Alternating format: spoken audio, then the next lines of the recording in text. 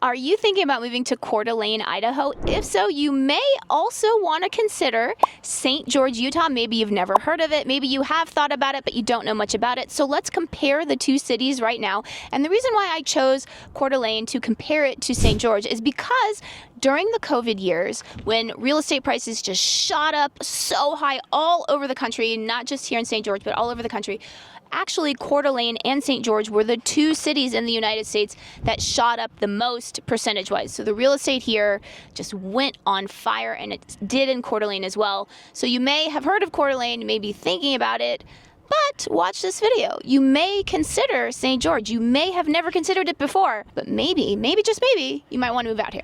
So first, let's talk about climate. I really think the main difference between here, southern Utah, and Coeur d'Alene is the climate, because in southern Utah, it is actually a warm climate. It is much more similar to Las Vegas than Salt Lake City. Sometimes people get confused. They think that southern Utah is cold. It's actually not.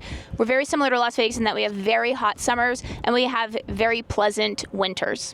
It's consistent. People don't realize how consistent we are. We have those 2.5, maybe 3 months of hot. Yes, very hot. Other than that, everything else is very livable. Yeah, and it's not as hot as Vegas either. So if you've ever been to Vegas in the summer, it's similar, but it's not quite as hot. And we also do have, even in July, which is the worst month in terms of heat, you can still go out in the morning. I mean, it's still gonna be hot, but it's 90, and 90 here, because it's a dry climate, it's actually not that bad. Even up to 100, it's not that bad. It's pleasant. Yeah. Well, I take that back. It's not pleasant. I am sorry. It is doable. It's doable. That's a good way to put it. And you get around it. You do your activity in the morning, and then at night, a lot of people take advantage of the hot nights, going swimming, doing all that stuff. But in exchange, you don't have to deal with the brutal, brutal winters that you get in Salt Lake City. And also, since we're comparing it to Coeur d'Alene has really brutal winters. And I understand that Coeur d'Alene is gray during the winter. Very gray, very kind of sad. Yeah. Sad. And St. George is not like that. St. George is very vibrant. Yeah. In the winter time, as well as any other time. The sun is always shining. Yeah, it's usually blue skies most days out of the year. I think we'd have on average, 280 days of sun in the year. And I can't tell you how many people I've met out here that have moved from colder areas because they could not handle how freezing it was, and also just how gray. Oh, absolutely. Yeah. And speaking of Coeur d'Alene, the snow factor. We were talking about getting out of your car, worrying about slipping and falling, the ice factor. Yeah. That's not what you'll run into in St. George. No. You don't have to think, I wonder if I can make my appointment here or there. That's not it. Yeah. St. George, we're pretty consistent during the winter. And so you don't have to change your life around whether it's going to snow, how much snow, anything like that. Yeah, for sure. I mean, if it snows maybe like a couple times a year, it melts within 45 minutes. It hits the ground and then it's done. A nice little dusting. Yeah, for sure.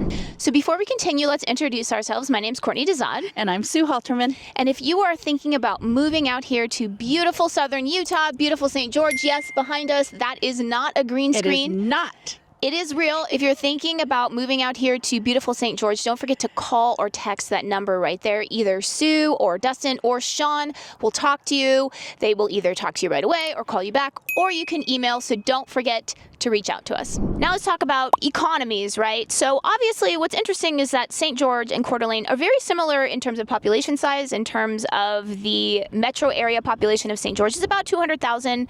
Coeur d'Alene is similar. So, they're smaller areas. So even though both Idaho and Utah are very business friendly and have very good economies, the actual resort communities, which is what Coeur d'Alene and St. George are, I definitely say, in terms of those high-paying jobs and that kind of stuff, it's not as available here. It's not. Yeah. It's just not. If you have remote work, now this is a great place for you. Yes, for sure. Yeah, there's a lot of remote work, Yeah, our wages have just not kept up with our inflation. Yeah. That's the truth. Now let's talk about cost of living. And, from the numbers, we like to use bestplaces.net. And the numbers are very similar in terms of cost of living, in terms of here in Coeur d'Alene.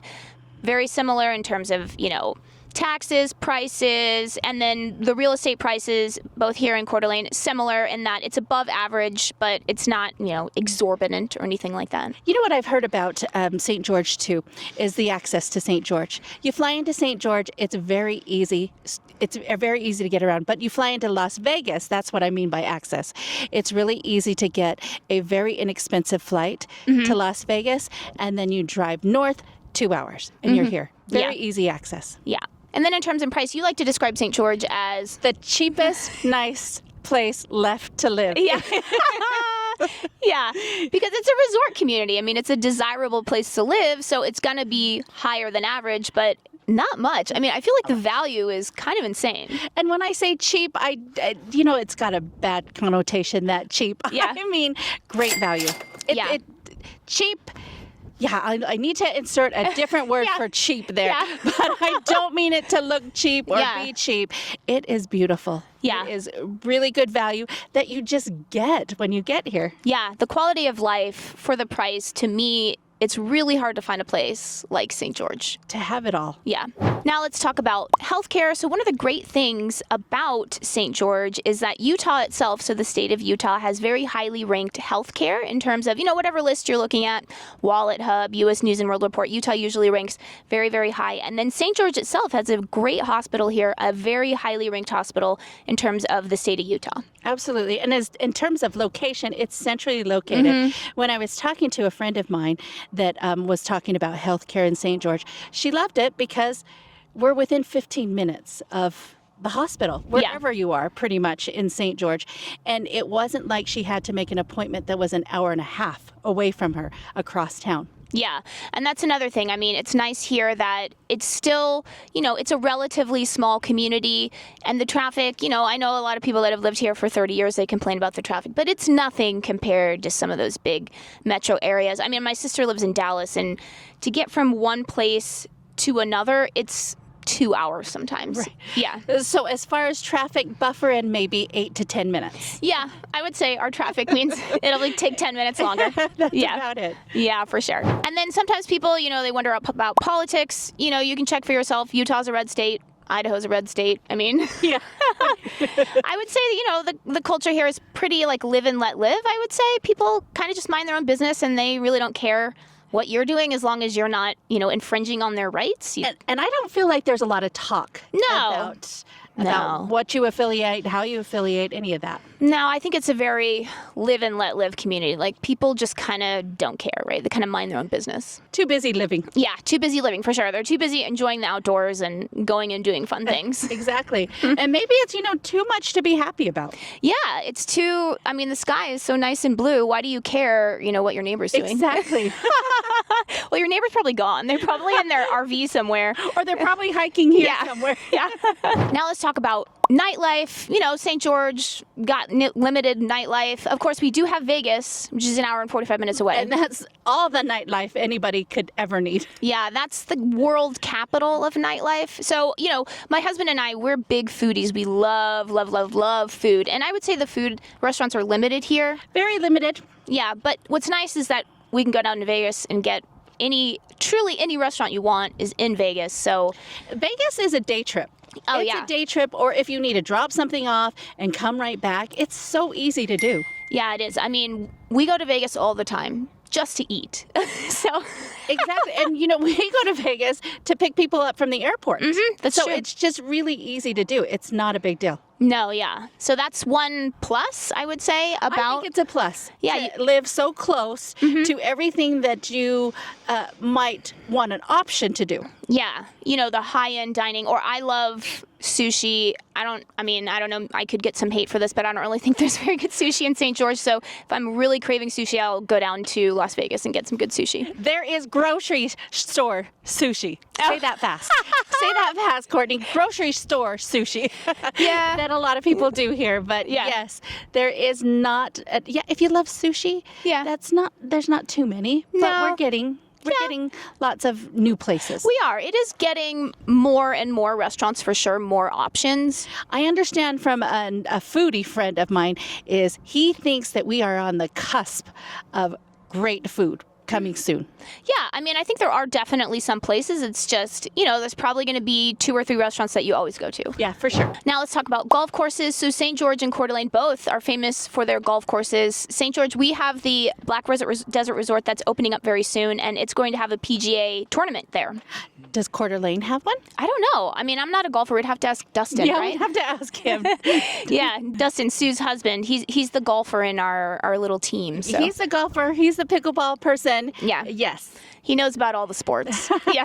Now let's talk about crime and safety. And we always have to give the caveat that we can't say, what is safe to you. Everyone has a different perspective. But St. George definitely has very good crime and safety statistics.